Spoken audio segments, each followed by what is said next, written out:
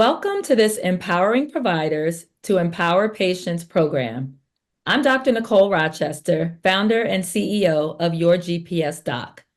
EPEP is a patient empowerment network program that serves as a secure space for healthcare providers to learn techniques for improving physician-patient communication and to overcome practice barriers. How can healthcare providers overcome practice barriers to enhance care for patients facing small cell lung cancer?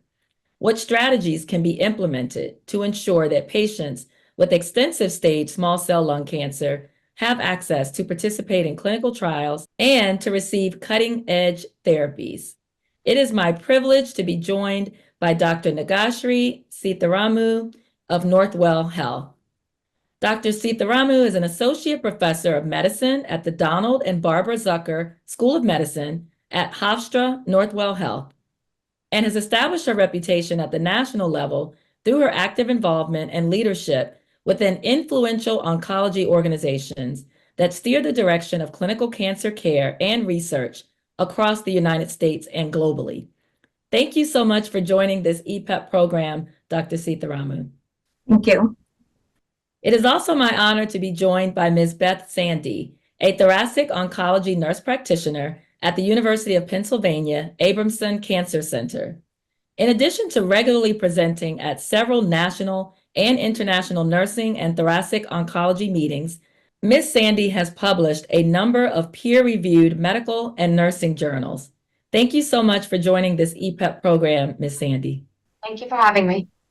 I'd like to start our discussion by talking about current practice barriers in small cell lung cancer care. So I'm going to start with you, Dr. Seetharamu. What are the barriers to implementing patient-centered care in the management of small cell lung cancer? And what are we learning from the existing evidence? Yeah, thank you. It's a great question. I would start by saying that I think the first thing is really limited treatment advances compared to other types of cancers and clinical trial access. So compared to other types of cancers, including non-small cell lung cancer, we have very, fewer options. Patients, despite all the advances, the outcomes are still, suboptimal. Many of our patients present with very advanced disease and have multiple other comorbid conditions. So it makes it difficult to deliver optimal care or to enroll patients in clinical trials.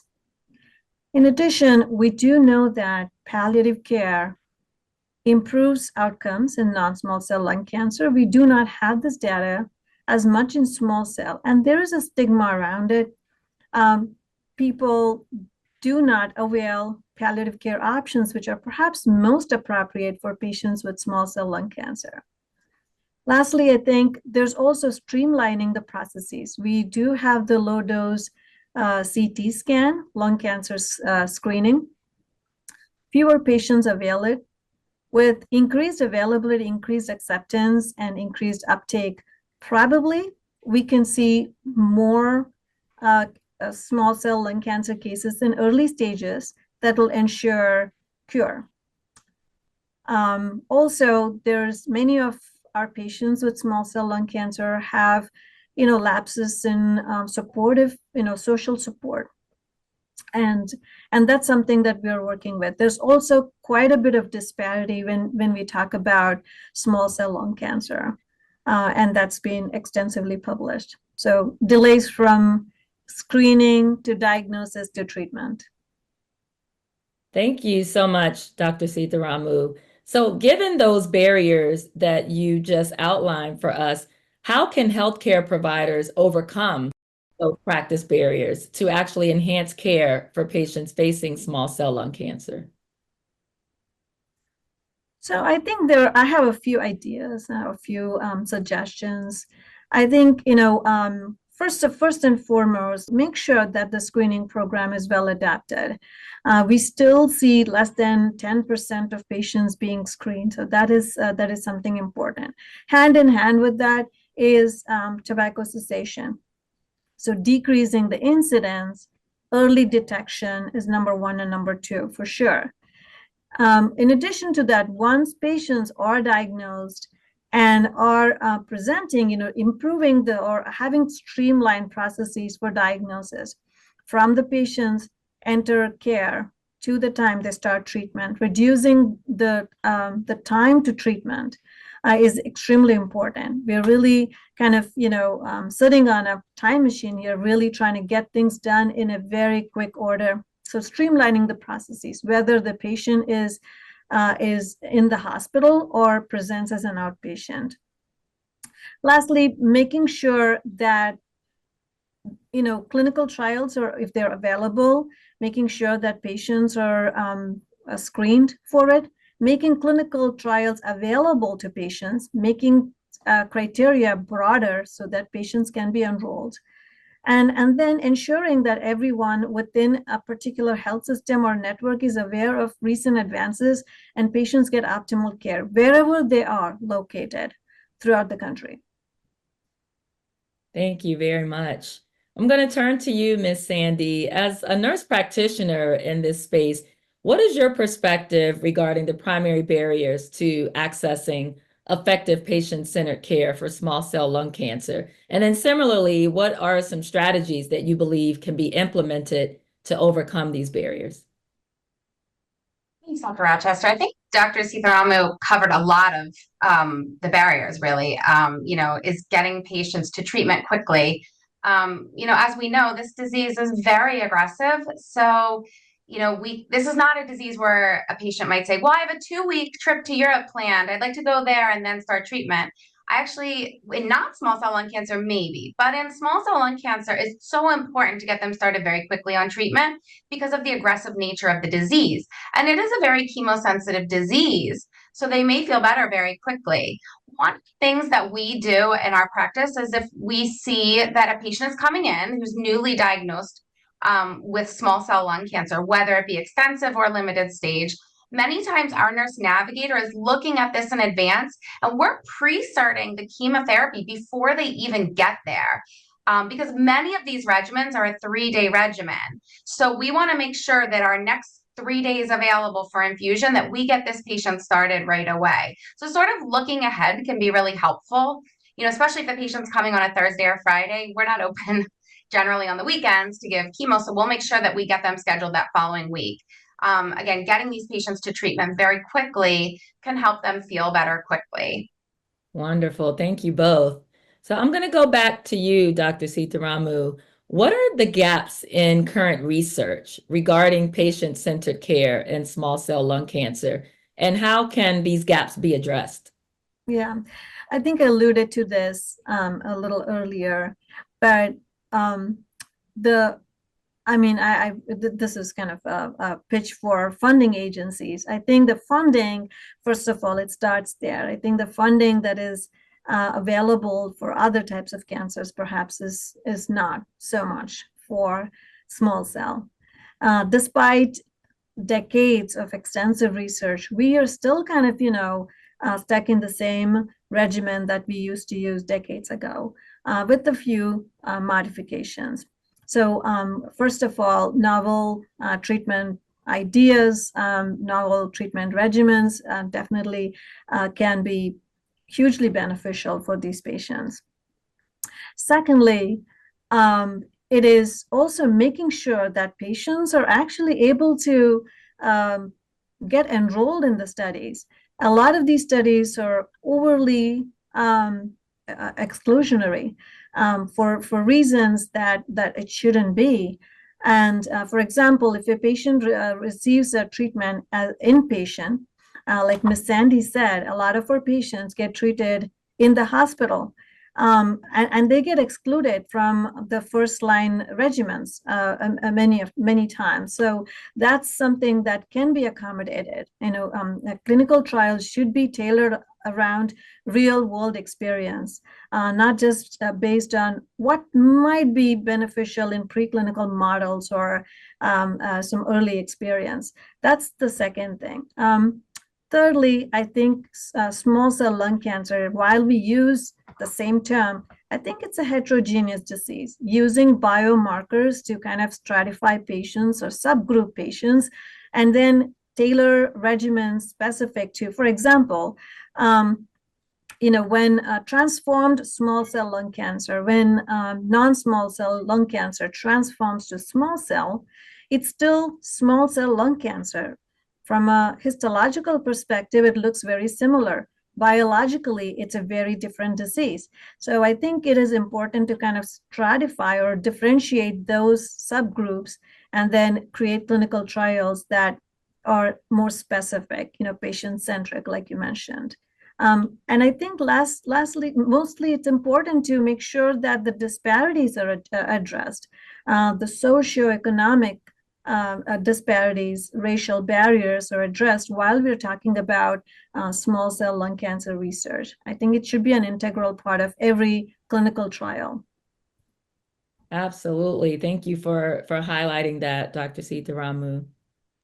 So, Sandy, we've been talking about the barriers that patients face with regard to treatment. Can you speak to some of the obstacles or barriers that are faced by healthcare providers with regard to treatment for small cell lung cancer?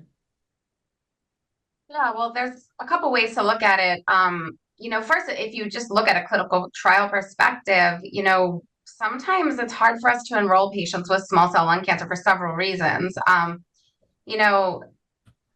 When we enroll in a clinical trial, a lot of times we need to wait for a slot to open. Well, we don't have time to wait for a slot when they have small cell lung cancer. Again, it's a very aggressive disease that's rapidly moving. So we run into this barrier all the time here because they'll say, well, I have a slot that opened up in 3 or 4 weeks. I don't want to wait that long to treat my patient. So I think when we design these trials, we have to think about those kinds of things. Another point of putting patients on clinical trials is a lot of trial ineligibility criteria is for patients with brain metastases. But in small cell lung cancer, we know that up to 75% of them are going to develop brain mets over the lifetime of their disease. So it's not really a real world trial if we exclude patients with brain metastases. So we need to design our trials in a good way. There's a lot of other barriers that we end up facing. Some of the treatments for small cell lung cancer, especially a very new treatment that's a BiTE therapy, a bispecific T-cell engager, is very hard to administer. It requires an overnight admission for the first 2 treatments. It has taken us actually a pretty long time to operationalize how we were trying to give this. So it's not easy. And we finally have figured out how to give this, but this is a drug that holds a lot of promise for our patients, but it is hard for us to administer. And it's hard for patients as well, because then they have to say, oh, I have to block off an entire day for this.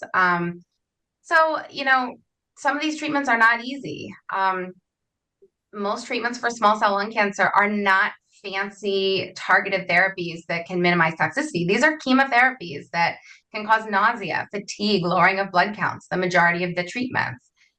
So if our patients aren't healthy, robust, and able to deliver, or we can deliver the treatment, but they're not able to handle the treatment, that's also, worrisome and can cause a barrier for us. So they're not easy treatments. We need to really do our best to help support the patient and help figure out from an operationalization, there I made up a word, but standpoint on how we can administer these safely, but in a quick, efficient way to these patients. Thank you, Ms. Sandy. So both of you have really done a great job elaborating the many barriers, the barriers that patients face, the barriers that healthcare providers face. Are there any tactical strategies or things that either of you or your institutions have done to actually address some of these barriers, some of the challenges that you all have mentioned? I mean, for us, our nurse navigator is huge. She is a dedicated lung cancer nurse navigator. She's looking at these patients in advance when they're new patients and really trying to say, okay, if they have small cell, we need to get them in quickly. If our new patient wait is 2 weeks, she'll say, well, this one needs prioritized. We need to see them within a week. She'll say, we need to make sure that we have the ability to treat them within a week. We want to really get on top of that quickly. So that's been, I think, for us, one of the biggest helps with small cell lung cancer. Wonderful. You have anything to add, Dr. Seetharamu? Yeah, it's similarly, I think our Navigator program is extremely helpful. In addition to that, I think I know with the bispecific that was mentioned, the tarlatamab, we have a process in place where it's very streamlined. Patients get admitted. The whole protocol is in place, for admission and then subsequent treatment as outpatient. With larger centers, where there are multiple larger institutions with multiple centers that might be a little smaller and not able to monitor patients while they're receiving this treatment, we have adapted this approach where the first two treatments are given at the main hub, and that's also been adapted by a few other institutions in the neighborhood where they refer the patients to us just for those first two infusions. And when patients are settled and ready to continue the treatment, they're able to continue it in a more community-based setting. So that's something I think that can be done in most regions where patients are referred to places where you can call hubs where these treatments can be initiated and then continued in their regional places, so not to inconvenience the patients. I think for this particular cohort of patients, social work involvement is extremely helpful. In addition to addressing the support systems, transportation assistance, financial support systems, and then involving palliative care early on has been something that has been extremely helpful. This is a multidisciplinary disease. Despite that the majority of the patients are on systemic treatment, it is a multidisciplinary disease. We have patients touch multiple departments, and again, the role of nurse navigator is extremely helpful because they can help make sure the patients are not inundated by these appointments. Thank you both. Thank you very much for sharing that. So we're going to shift a little bit and talk about strategies and innovations that may offer enhanced care for patients and families facing small cell lung cancer. We know that survival outcomes in small cell lung cancer remain challenging, as both of you have pointed out, particularly for those with extensive stage small cell lung cancer, despite incremental improvements in treatment strategies. For your colleagues that are watching this program, what are some strategies and innovations that may offer improved survival outcomes? I'll start with you, Dr. Seetharamu. Having your group in place, identifying, the providers that are dedicated to this disease, making sure that our processes in place from early diagnosis through the treatments and seeing multiple providers is in place, making sure that every treatment, there's a pathway attached to it. There's a protocol attached to it so that we're not scrambling last minute. Like Ms. Sandy said, it's the same issue. It's a 3-day regimen. The first line, we want to make sure that, the treatment starts, we are open on Saturdays too. So, it has to be Monday through Thursday. So, simple things as that may become very challenging. In patients with brain metastases, making sure that they see the providers also in a very timely fashion. Sometimes the urgency may not be realized by other providers because they're not used to just seeing small cell lung cancer patients, just making sure that is communicated with teams. Just streamlining the processes as much as possible, empowering the patients to understand their disease and making sure that they ask the right questions and be complete participants, partners in the care are some of the strategies I think that I can think of.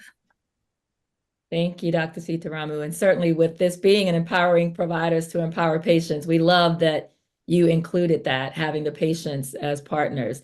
Do you have anything you'd like to add, Ms. Sandy? I think looking ahead for clinical trials, new drugs, it's been really hard in small cell. We don't have nearly the advances that we've seen in non-small cell lung cancer as far as, any targeted therapies. Dr. Seetharamu talked about this earlier, is that, maybe we could figure out some of these different subgroups by looking at their pathology and seeing if some of them may respond differently to certain agents. I'm hopeful about some new drugs that are coming down in the pipeline. There is an anti-TIGIT agent combined with immunotherapy that looks, hopeful, that could produce some good outcomes. Combining immunotherapy drugs, combining them with chemotherapy, potentially down the line, we'll see some of these drugs that will get approvals in small cell lung cancer and improve some of our, progression-free survivals and hopefully overall survivals. So just continuing to, enroll patients on studies, have studies designed to fit this patient population, which we've significantly lacked in the past 30 years in small cell lung cancer. Thank you. Thank you, Ms. Sandy. And you brought up the clinical trials. And so on that same topic, Dr. Seetharamu, do you have anything to add with regard to really improving access to clinical trials for patients with small cell lung cancer? I think, bringing clinical trials to the communities is perhaps the biggest way to do it. Patients with small cell, many can travel, but there are many that cannot. So it's important to understand that. Making it easier for patients to know what trials are available. Right now, the options that we have, the websites that we have, it's hard even for a provider to kind of navigate through it, making it easier. Advocacy groups, ensuring that patients are tied to advocacy groups because they get a lot of information from these groups. It's important. And I encourage patients to join these groups because it empowers them and kind of unifies their voice. There are clinical trials that are looking at doing labs at home or in their local local centers, so they don't have to travel all the way to the main center to get the labs done. That can be a huge help for patients. And again, making sure that clinical trials, when they're designed, they are adaptable to real world, and Ms. Sandy brought this up before. We don't want trials that only address, the cream of the, like just a small proportion of patients. It should be really viable for the larger community. These are some, I'm sure there are many other things that can be done, but I think this would be a good start. As we move to our final topic, I'm going to go to you, Ms. Sandy. We're going to talk about outdated clinical approaches. How can interdisciplinary care teams and integrated care models be optimized to better address the specific needs and gaps in the management of patients? And what are some successful examples of these models in practice? So when I think of outdated clinical approaches, I think of things like older chemotherapy regimens or ways that we used to manage toxicity that have changed. So for example, when I started doing this 20 to 25 years ago, we had 2 drugs and that was it. There was nothing else really. And you could throw some other chemotherapies, but, really now we have approved agents that have improved survival. So we need to make sure we're using the right thing. And then I think the other flip side of that is our ability to manage toxicity. Again, we have much better ways to manage things like nausea, things like neutropenia, even fatigue. We have better ways of predicting and managing these things now than what we used to have. So we need to make sure that our supportive care is also maximized so that the patients can stay on treatment, because small cell lung cancer is one of the diseases where treatment is really important, that they're getting as much of the chemotherapy as possible and on time. Whereas in non-small cell lung cancer, I may be a little bit more, okay with them taking a trip or being delayed or things. But because this is such a chemosensitive disease, it's really important for us, if they want to be aggressive, to make sure that we are maximizing our toxicity management. Otherwise, they're not going to be able to get these treatments, and that's going to definitely worsen their outcomes. I think also is discussing goals of care with patients. And I think there's been a big push in the past 10 years with the early palliative care integration into our lung cancer practices. This is another thing that's really important here, that we are having real conversations with our patients about the goals of their care. With extensive stage small cell lung cancer, our average survivals are a year or two, even with treatment. So, I don't need to say to a patient on the first visit, like, this is the exact numbers, because I don't want patients to perseverate over, exact numbers. But I also think it's important to say, this is something that we can't cure and we're going to try to manage it as long as possible, but it's an aggressive disease. So, what's important to you? What are the goals that you would like to see? And that would give an open-ended question for patients to say, well, I'd like to be alive in 10 years for this. And when they say something like that, that might be an opportunity to say, well, I hope that can happen, but I'm really worried with what we know about this disease that might not be, realistic. So what do you think in the short term your goals are? And that might be an open-ended question too, where they might say, I don't want to be sick or in the hospital. That's really important that I'm at home or that I can do this or that. So this is a disease where we've been really well trained just in the past 5 to 10 years about how to have these discussions with patients that I would say 20 years ago when I started, we weren't, I don't think personally I was as good at having these conversations.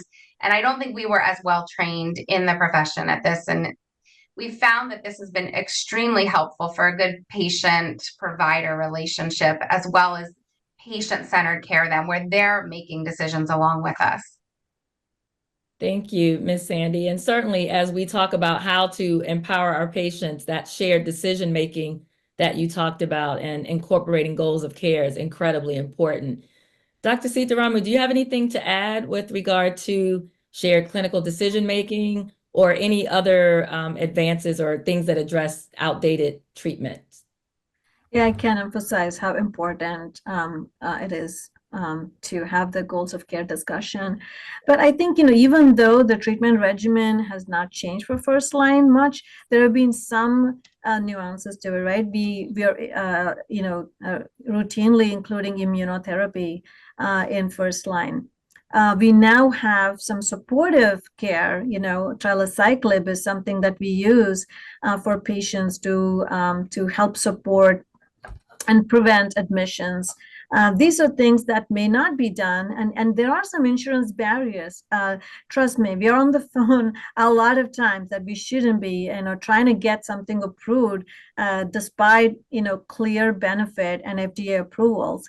So yeah, that's a barrier that I should have spoken about, probably number one. But that aside, I think that's one thing that we see that is done a little differently in the community. I spoke about tarlatamab. Many people just jump to different treatments because they just feel like they're not able to offer these newer treatments because of inpatient monitoring or what have you. So they may just start from a platinum etoposide to giving them again the same regimen, or jumping to topotecan, which we know that there can be better regimens than that. There are some newer agents that people may not. I've seen that in underutilization of some of the newer. We don't have a lot of approvals in this space, but even the ones that have been approved, there's a relative underutilization of it. So I think education of providers in the community setting is helpful. Thank you so much. Well, it's time to wrap up our roundtable. I have learned a lot. I've really enjoyed this conversation with the two of you. And so now it's time for closing thoughts. So I'll go to you, Ms. Sandy. What would you like to be your takeaway message? What's one of the most important things for our audience? I think one of the most important things is don't write off your patients with small cell lung cancer. It's an aggressive disease. It can be hard to manage. They have a lot of comorbid conditions. But some of these treatments can work well, especially the newer agents. And so, really working with your patient to keep them on therapy but while at the same time understanding what their goals of care are and continuing that discussion throughout your, patient provider journey, and continuing to understand what their support systems are, what is important to them. And then that will help you and the patient make these treatment decisions along the way. Thank you, Ms. Sandy. And what about you, Dr. Seetharamu? What are your closing thoughts? Yeah, I agree with Ms. Sandy on everything that she said. I think emphasizing the importance of, multifaceted approach to overcome practice barriers, from reducing stigma and improving access to diverse patient populations, improving clinical trial inclusivity, and closing healthcare disparities, perhaps, or top strategies.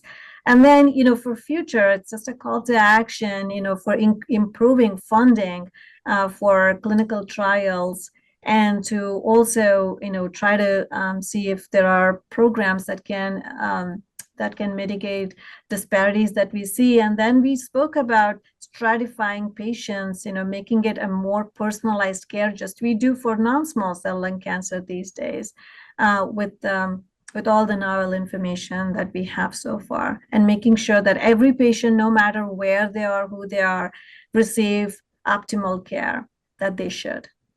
Well, thank you both again, Dr. Seetharamu, Ms. Sandy. Thank you for this incredibly informative conversation. And thank you again for tuning in to this Empowering Providers to Empower Patients Patient Empowerment Network program. I'm Dr. Nicole Rochester. Thanks for watching.